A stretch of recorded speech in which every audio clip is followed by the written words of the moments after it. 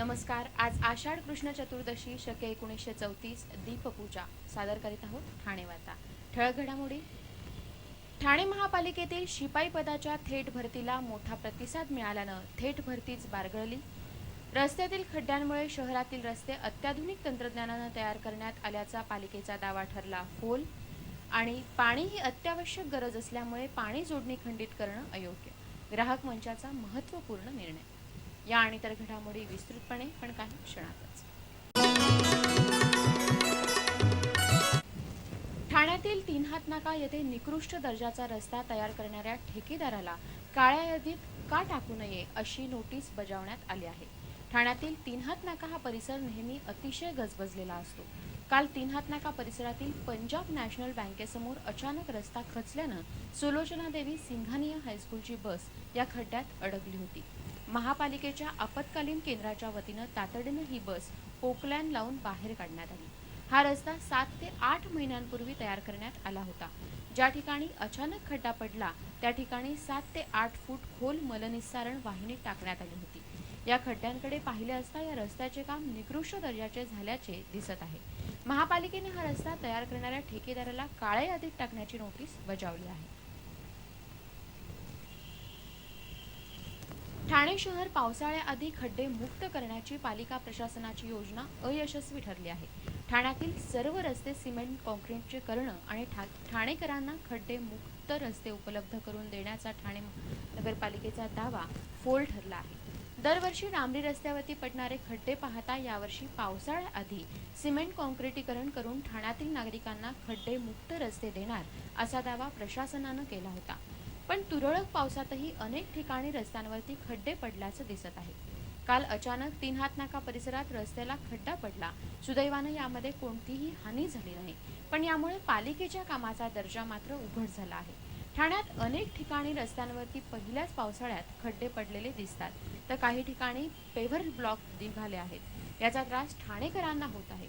अत्याधुनिक पद्धतीने ठाण्यात 123 किलोमीटर लांबीचे रस्ते केल्याचा दावा पिटणाऱ्या पालिका प्रशासनाचे रस्त्यावरील खड्ड्यांनी पितळ उघडं पडलं आहे. निकृष्ट रस्ते तयार करणाऱ्या ठेकेदारांवरती कारवाईचा इशारा देणारं प्रशासन या कामावरती देखरेख ठेवणाऱ्या कर्मचाऱ्यांवरती कारवाई करणार का असा प्रश्न या निमित्तानं उपस्थित झाला आहे. ठाणे शहरात विविध ठिकाणी बेवारसपणे उभ्या करून ठेवण्यात आलेल्या वाहनांपासून काही रस्त्यांची मुक्तता करण्यात आली. ठाण्यात विविध प्रकरणांमध्ये जप्त केलेली आणि गेली अनेक वर्ष बेवारसपणे उभी असलेली शेकडो वाहनं उचलण्याची सूचना महापालिका आयुक्तांनी पोलीस विभागाला केली होती. ही वाहनं गेली अनेक वर्ष बंद अवस्थेत वर्षानुवर्ष रस्त्यांवरती उभी होती. या वाहनांमुळे अनेकदा वाहतूक कोंडीही होत असे. पालिका आयुक्तांनी पोलीस आयुक्तांना या संदर्भात एक पत्र लिहिले होते. या पत्राची दखल घेऊन पोलीस आयुक्त के.पी. रघुवंशी यांनी वरिष्ठ पोलीस अधिकाऱ्यांना ही वाहनं उचलण्याचे निर्देश दिले होते.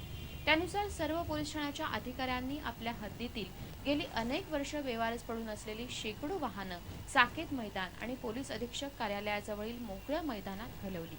या कारवाईमुळे गेले अनेक वर्ष बंद असलेल्या बेवारस वाहनांमुळे व्यापलेला रस्ता आता मोकळा झाला आहे. ठाणे महापालिकेच्या पूर्व प्राथमिक आणि माध्यमिक शिक्षण समिती अंतर्गत शिपाई पदासाठी होणाऱ्या थेट भरतीला मोठा प्रतिसाद मिळाल्यानं महापालिकेची संपूर्ण व्यवस्था कोलमडून गेली. ठाणे महापालिकेच्या पूर्व प्राथमिक आणि माध्यमिक शिक्षण समिती अंतर्गत शिपाई संवर्गाच्या 18 पदांसाठी आज थेट भरती होणार होती. उमेदवारांच्या मुलाखती घेऊन ही भरती केली जाणार होती. मात्र या भरतीला मोठा प्रतिसाद मिळाला, त्यामुळे महापालिकेची व्यवस्था कोलमडून गेली. दादोजी कोंडदेव क्रीडा संकुलात थेट उमेदवारांच्या मुलाखती घेऊन ही भरती होणार होती. या मुलाखतींसाठी उमेदवार पहाटे 5 वाजल्यापासून रांगा लावून उभे होते. उमेदवारांच्या या गर्दीमुळे थेट भरतीसाठी होणारा मुलाखतींचा कार्यक्रम रद्द करावा लागला आणि आलेल्या सर्व उमेदवारांचे अर्ज घेऊन त्यांना टोकन नंबर देण्यात आले. या उमेदवारांना मुलाखतीचा कार्यक्रम कळवला जाईल असं सांगण्यात आलं. घोडबंदर रस्त्यावरती आज सकाळी राज्य परिवहन महामंडळाच्या बसनं रस्त्यावरती उभ्या असलेल्या टेम्पोला दिलेल्या ठोकरीमध्ये 5 जण जखमी झाले आहेत. ब्रह्मांड नाक्यावरच हा अपघात घडला. दुपारी राज्य परिवहन महामंडळाची बस घोडबंदरवरून वसईला निघाली होती. ब्रह्मांड सिग्नलजवळ चालकाचं नियंत्रण सुटल्यामुळे या बसनं रस्त्यावरती उभ्या असलेल्या टेम्पोला जोरदार धडक दिली. यामध्ये या बसच्या चालकासह या बसमधून प्रवास करणारे अमृत लाड, संगीता जगताप, रुचिता शेख आणि मोहम्मद खलीद हे 5 प्रवासी जखमी झाले आहेत. या प्रवाशांना जवळच्याच टायटन या खासगी रुग्णालयात दाखल करण्यात आलं आहे. ब्राह्मण शिक्षण मंडळ आणि शारदा प्रकाशन यांच्या संयुक्त विद्यमाने डॉक्टर वि.वा. देशपांडे यांच्या पुस्तकाचं प्रकाशन करण्यात आलं. डॉक्टर सुधीर पानसे यांच्या हस्ते डॉक्टर वि.वा. देशपांडे लिखित ग्रंथपालाच्या आठवणीतले आणि साठवणीतले या पुस्तकाचं प्रकाशन करण्यात आलं. ग्रंथपालाच्या अनुभवांचं पुस्तक सहसा दिसत नाही. डॉक्टर देशपांडे यांनी आपले ग्रंथालयीन अनुभव साधार दिले आहेत असे गौरवोद्गार डॉक्टर सुधीर पानसे यांनी यावेळी बोलताना काढले.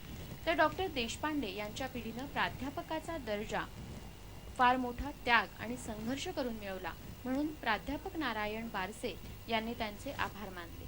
हे पुस्तक ग्रंथपाल हरिभाऊ परांजपे यांना समर्पित करण्यात आलं असून त्यांचा यावेळी खास सत्कार करण्यात आला. मुंबई विद्यापीठ ठाण्यातील उपकेंद्र सुरू करण्यास असमर्थ ठरलं आहे. ठाण्यातील लोकप्रतिनिधींनी मुंबई विद्यापीठाच्या या धोरणाबद्दल नाराजी व्यक्त केली आहे. मुंबई विद्यापीठाचं उपकेंद्र ठाण्यात सुरू करण्यासाठी गेली 2 वर्ष प्रयत्न सुरू आहेत. ठाणे महापालिकेनं बाळकूम इथे यासाठी जागाही दिली आहे. काही महिन्यांपूर्वी या जागेवरती लुटूपुटूच्या केंद्राचं उद्घाटनही करण्यात आलं. त्यावेळी येत्या शैक्षणिक वर्षापासून हे केंद्र सुरू केलं जाईल असं आश्वासन देण्यात आलं होतं. मात्र हे शैक्षणिक वर्ष सुरू होऊनही या केंद्रातून कोणतंच कामकाज केलं जात नसल्याचं दिसत आहे. ठाण्यातील विद्यापीठाच्या उपकेंद्रामुळे भिवंडीपासून कर्जतपर्यंतच्या विद्यार्थ्यांना त्याचा फायदा झाला असता.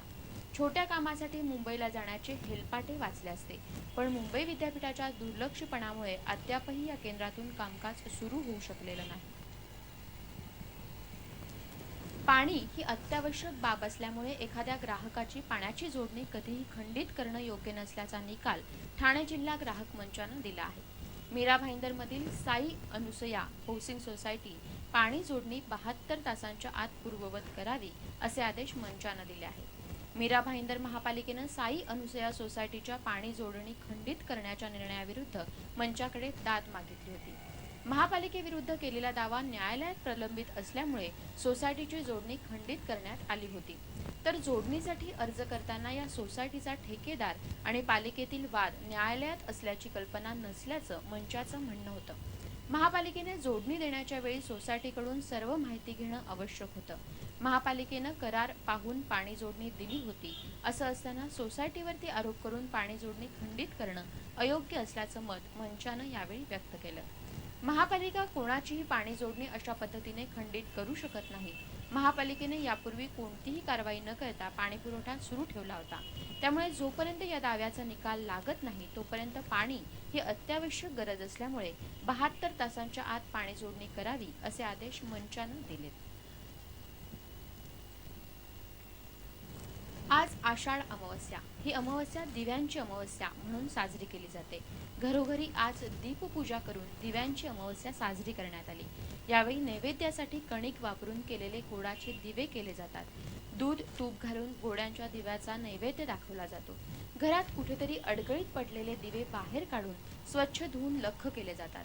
पाटाच्या भोवती रांगोळी काढून त्यावरती वस्त्र ठेवून दिव्यांची पूजा केली जाते. अंधारातून प्रकाशाकडे घेऊन जाणारा असं दिव्यांचं प्रतीक आहे.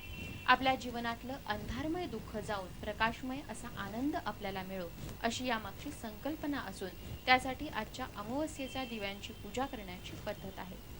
पण गेल्या काही वर्षात या अमावस्येला गटारी अमावस्या ठरवून सर्वत्र मांसाहार आणि मद्यसेवन करण्याची प्रथा पडली आहे. आषाढी अमावस्येनंतर श्रावण सुरू होतो.